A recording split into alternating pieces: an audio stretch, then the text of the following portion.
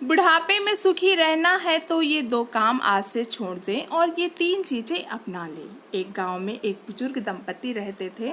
उन दोनों में से पत्नी जो थी वो शांत स्वभाव की औरत थी और वो बुजुर्ग चिड़चिड़ापन और गुस्सैल स्वभाव का व्यक्ति था। वो बुजुर्ग बात बात पर नाराज होने वाला था। उसकी पत्नी उसे समझाती थी कि इस उम्र में इतना गुस्सा ठीक नहीं है, लेकिन वो मानता ही नहीं था। उसकी पत्नी जब खाना बनाती तो वो कभी सब्जी में या रोटी में थोड़ा सा नमक तेज हो जाता तो वो थाली को उठाकर फेंक देता था। उस बुजुर्ग के इस व्यवहार से पूरा घर परेशान रहता था।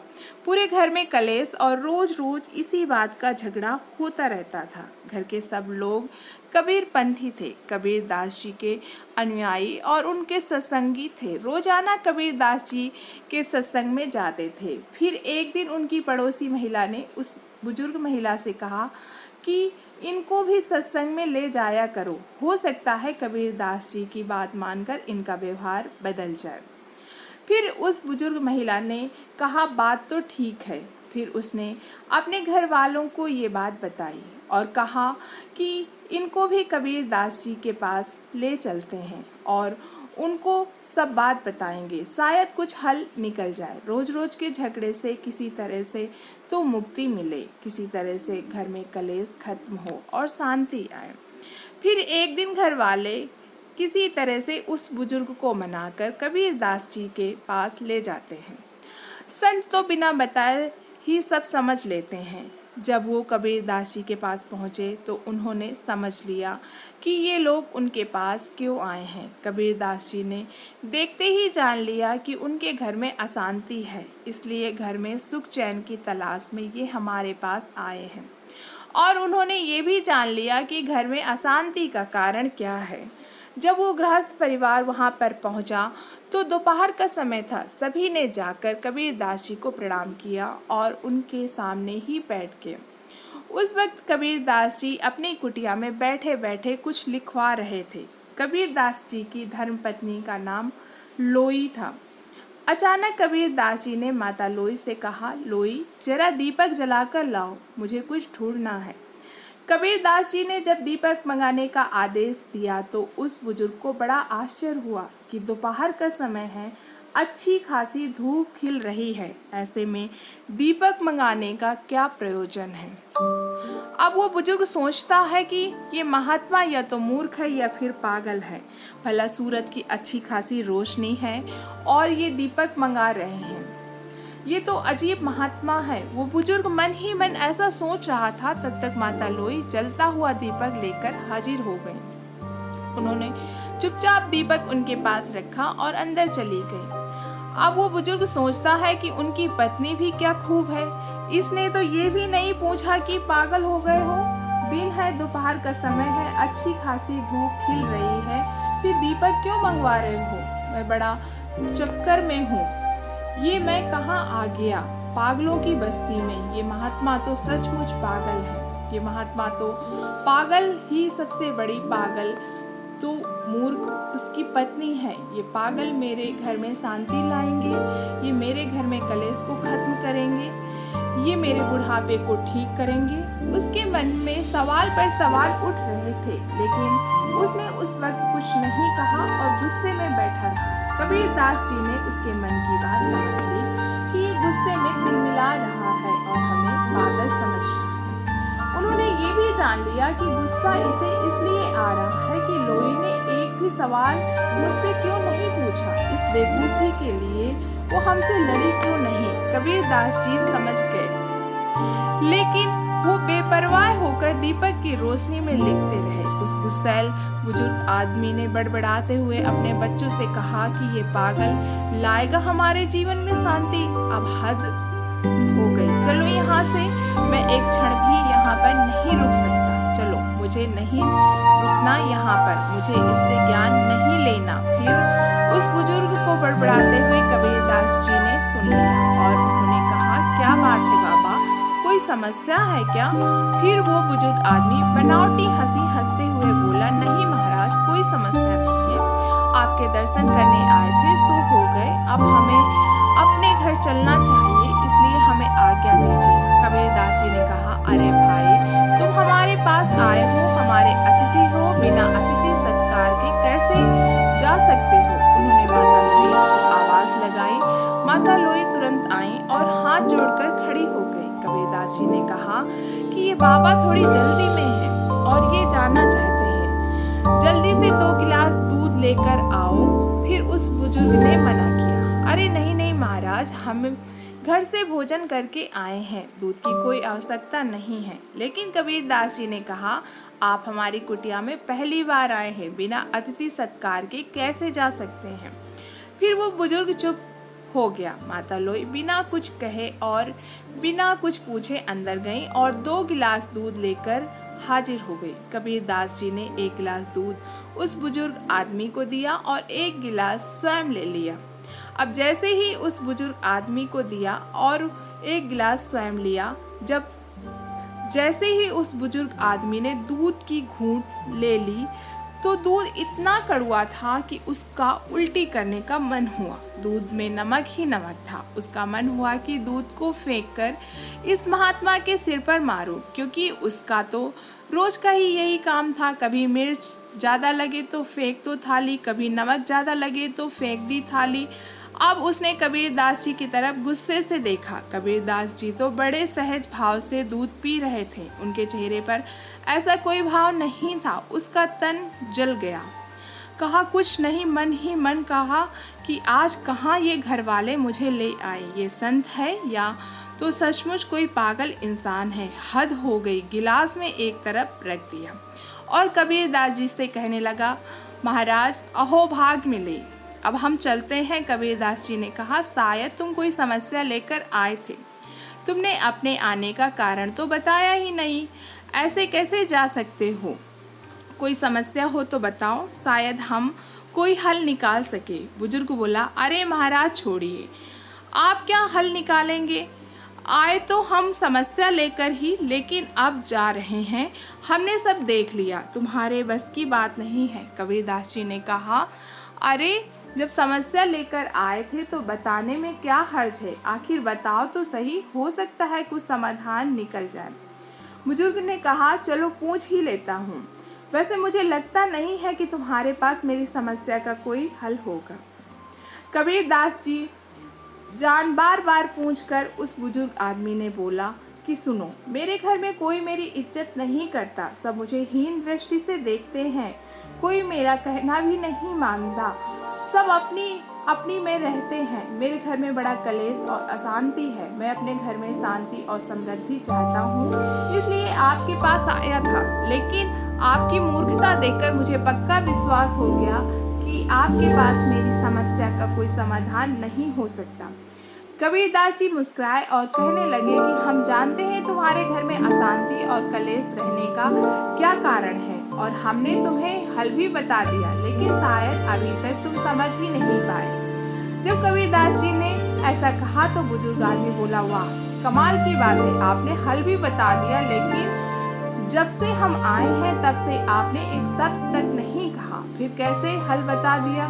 कबीरदास जी ने कहा, सुनो, याद करो जब तुम आए थे तब हमने लोई से जलता हुआ दीपक मंगवाया था। उसने हमारी बात का पालन करते हुए जलता हुआ दीपक लेकर आई। उसने ये भी तक नहीं पूछा कि दोपहर है, ऐसे में दीपक की क्या आवश्यकता है। उसने वही काम किया जो हमने उससे कहा, कोई सवाल तो नहीं किया, कोई प्रतिकार तो नहीं किया। तब बुजुर्ग आदमी बोला, हाँ इसी बात का तो मुझे ताजुब है। कबीरदास जी ने आगे कहा, उसके बाद फिर हमने दूध मंगवाया और मैं जानता हूँ कि हमारी पत्नी ने शक्कर की जगह दूध में बहुत सारा नमक डाल दिया था। दूध बहुत कड़वा था, इतना कड़वा था कि तुमसे पिया तक नहीं गया और तुमने देखा कि मैं उस कड़वे दूध को चुपचाप प्रेम से पी गया।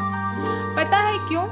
क्योंकि जब हमारी पत्नी ने हमसे दीपक के बारे में कुछ नहीं पूछा तो हमारा भी कोई अधिकार नहीं बनता कोई सवाल जवाब नहीं किया, तो हम भी कैसे कोई सवाल जवाब कर सकते हैं। दीपक लाना और हमारी आज्ञा का पालन करना ही अपना धर्म समझा, तो हम कैसे पूछ सकते हैं कि दूध कड़वा क्यों है। हमने भी अपना धर्म समझा और दूध पी लिया। जिस तरह उन्होंने कोई प्रतिकार नहीं किया, उसी तरह हमने भी कोई प्रतिकार नहीं किया। इसे क्या समझे? इससे ये सिद्ध होता है कि पति और पत्नी दोनों को सामंजस्य स्थापित करके एक दूसरे की बात माननी चाहिए, एक दूसरे की बात का सम्मान करना चाहिए, आपस में प्रेम और विश्वास से रहना चाहिए। मुझे पता है ऐसा तुम नहीं करते हो। कबीरदास जी ने कहा कि ध्यान रखो, गलती सबसे होती है। गलती में दूध में शक्कर की जगह पर नमक पड़ गया तो हमें स्वीकार किया, चुपचाप बिना कुछ पूछे बिना कुछ कहे पी ली। तुम्हारे घर में अशांति का कारण यही है, तुम दो चीजों से बहुत परेशान हो और उसी के कारण घर में अशांति है, कलेश है। कबीरदास जी ने कहा बुढ़ापे में जो इन दो चीजों को त्याग देता है वही सुखी रहता है। कबीरदास जी ने बताया कि ये दो चीज है स्वाद और गाली। बुढ़ापे में सुखी रहने के लिए जरूरी है कि हम स्वाद और गाली को छोड़ दें, तो घर में शांति रहेगी और बुढ़ापा चैन से कटेगा। हमें समझना चाहिए कि घर में जो महिला भोजन बनाती है कितने भाव से और मन और परिश्रम से भोजन पकाती है। गर्मी हो या सर्दी हो, जो भी परिस्थिति हो, वो समय पर बड़े भाव से भोजन पकाती है और हमें खिलाती है। कहते हैं कि राग रसोई पाकड़ी कभी कभी बन जाए, कभी कभी गलती हो सकता है कि नमक ज़्यादा हो जाए, मिर्च ज़्यादा पड़ जाए, तो क्या हमें उस भोजन को, उस अन्न को फेंक देना चाहिए? बिल्कुल नहीं। हमें ये समझना चाहिए कि जिस स्त्री तुम्हारी पत्नी हो या तुम्हारी पुत्र वधू ने इतने परिश्रम और भाव से भोजन बनाया है, तो हमारा धर्म है कि उसको स्वीकार करें। और गलती से नमक मिर्च ज़्यादा हो गई हो तो कोई बात नहीं, हमें उसकी प्रशंसा करते हुए भोजन ग्रहण करना चाहिए। अगर हम ऐसा करते हैं तो दूसरे दिन वो और मन से भोजन बनाएगी, और यदि हम ऐसे में थाली दीवार पर फेंक कर मारते हैं तो सोचो उसके दिल में क्या बीतती होगी। क्या उसके मन में तुम्हारे लिए कोई सम्मान बचेगा? हरगिज़ नहीं। ये उस स्त्री और अन्न दोनों का अपमान है। हमें ये अपमान कदापि नहीं करना चाहिए। जहाँ भोजन और स्त्री का अपमान होता है, उस घर में माता लक्ष्मी और सुख शांति पलायन कर जाती है। इसीलिए भूल कर भी ऐसा नहीं करना चाहिए। कबीरदास जी कहते हैं कि इसलिए दो चीज स्वाद और गाली हमें त्याग देनी चाहिए।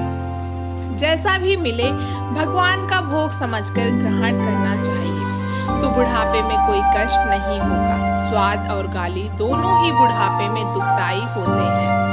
अब उस बुजुर्ग को पूरी बात समझ में आ गई कि मेरे घर में अशांति क्यों बनी हुई है। उसने दोनों हाथ जोड़ लिए और कबीरदास जी से क्षमा मांगी और कहा कि मैं अबोध हूँ, पता नहीं मैंने क्या क्या सोचा आपके बारे में। मैंने जो अनुचित वचन कहे हैं, आप मुझे उदारता और विलासता दिखाते हुए क्षमा करने की कृपा करें। आज से मैं हरगिज ऐसा नहीं करूँगा। कबीरदास जी से क्षमा कर दिया और कहा आज और इसी वक्त ये संकल्प लो कि स्वाद और गाली को यहीं छोड़कर जाओगे। फिर आगे कबीरदास जी ने कहा कि सुनो, यदि बुढ़ापे में सुखी रहना है तो इन दो चीज़ों को त्याग कर दो, और मैं तुम्हें इन तीन चीज़ों के बारे में बता रहा हूँ। इन तीन चीज़ों को हमेशा अपने साथ रखोगे तो बुढ़ापे में कभी कोई कष्ट नहीं होगा। बुजुर्ग ने कहा मैं आज से ही स्वाद और गाली का त्याग करता हूँ, लेकिन वो तीन चीज़ें कौन सी हैं महाराज जो मुझे साथ रखनी चाहिए? कृपया बताने की कृपा करें। कबीरदास जी ने कहा जिनका जीवन अनुशासित होता है, सफलता उनके दरवाजे पर दस्तक जरूर देती है। मनुष्य का जीवन तभी सार्थक बनता है जब वो अपने कार्य और जिम्मेदारियों के बीच में संतुलन बनाए रखे। बुढ़ापा जीवन को वो पड़ाव है जहाँ हर व्यक्ति सुख और आराम की जिंदगी जीना चाहता है। इस पड़ाव में खुशियां पाने के लिए व्यक्ति को बुढ़ापे तक इन तीन चीजों का साथ नहीं छोड़ना चाहिए। इसे समझना बहुत ही जरूरी है। पहली बात, धन का सदुपयोग। धन एक ऐसी चीज है जो अपना और पराये के बीच में फर्क समझा देता है। जब तक आपके पास पैसा है, रिश्ते नाते सब जगह आपकी पूछ होगी, लेकिन जब धन का अभाव होता है तो अपने भी साथ छोड़ देते हैं। ये दुख तब और बढ़ जाता है जब व्यक्ति ढलती उम्र में हो। इसलिए महापुरुषों ने कहा है धन का सदा सदुपयोग करना चाहिए। पैसों की बचत करेंगे तो बुढ़ापे में आपको किसी के सामने हाथ फैलाने की जरूरत नहीं होगी। साथ ही ध्यान रखो, संपूर्ण धन पर कुंडली मारकर बैठ जाना भी बुढ़ापे में दुखदायी हो सकता है। दूसरी बात है, अनुशासन और अभ्यास से ही आत्मविश्वास पैदा होता है। जो लोग अपना हर काम समय पर करते हैं, अपनी दिनचर्या को अनुशासित ढंग से जीते हैं, उन्हें कभी किसी पर निर्भर नहीं होना पड़ता है। वो अपने हर लक्ष्य को प्राप्त कर ही लेते हैं। शुरुआत से ही व्यक्ति को अपने काम को सही समय और सही तरीके से करने की आदत हो तो उसे बुढ़ापे में तकलीफ नहीं सहनी पड़ती है। समय पर और ऋतु के अनुसार खान पान, सही समय पर सोना जागना, व्यायाम, हर कार्य निश्चित समय पर करना चाहिए, जो अच्छी सेहत बहुत जरूरी है।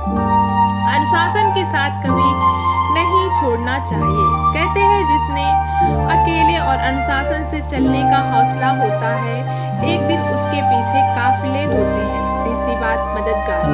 कबीरदास जी कहते हैं हर व्यक्ति किसी निस्वार्थ भावना से मदद करता है, वो जीवन में कभी उदास और परेशान नहीं रहता है। दान और दया ही सबसे बड़ा धर्म है। आपकी आज की मदद आपके कल को संवारती है। बुढ़ापा सुख और शांति के साथ व्यतीत होता है। मदद के लिए अपने हाथ हमेशा खुले रखने चाहिए। कबीरदास जी की बात सुनकर वो बुजुर्ग बुढ़ापे में सुखी रहने का मूल मंत्र सीख चुका था। उसे बड़ी प्रसन्नता हुई और खुशी खुशी वो अपने घर चला गया और उसके घर में सुख शांति आ गई और बुढ़ापा सुख और चैन से गुजरने लगा। आपको वीडियो पसंद आई हो तो चैनल को लाइक करना और सब्सक्राइब करना।